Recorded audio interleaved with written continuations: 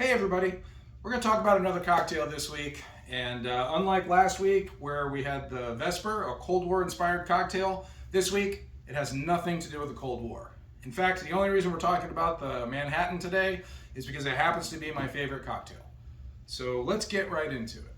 The Manhattan was invented at the end of the 19th century, and in Manhattan, of course, its namesake, but there are a couple of disputed stories about its actual origin. So I'm just going to skip the origin story and get right into what we're talking about, how to make a perfect Manhattan.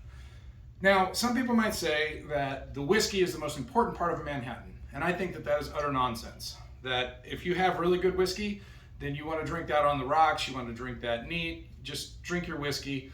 If you're gonna, mix it with bitters and vermouth, it really doesn't matter that you have a great whiskey. For my money, it's the Bulleit Rye. This is about a $20 bottle here in Texas, and it's perfect for what we're doing here. Instead, the real important places to kind of spend your money is on the vermouth and on your cherries.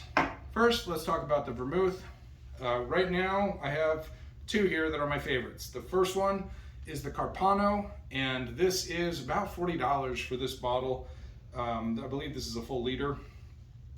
And the other one is what we talked about a little bit in the Vesper video. This is the Koki Sweet Vermouth.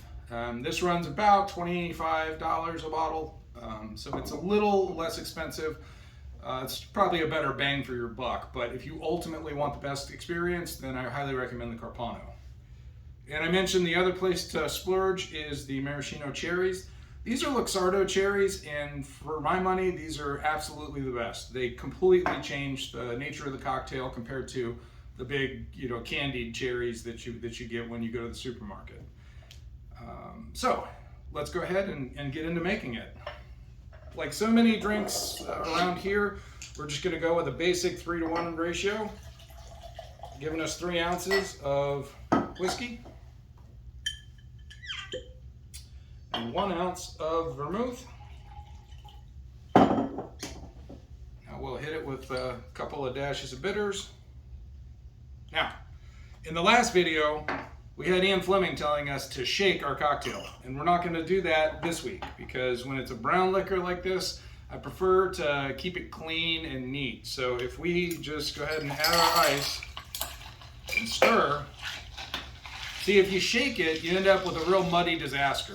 And it's not as apparent when you have clear liquor like in the Vesper, but when you're doing whiskey, I find it much better to go ahead and just give it some gentle stirring so that when you pour it into the glass, you can kind of see through it, and it's very, very clear.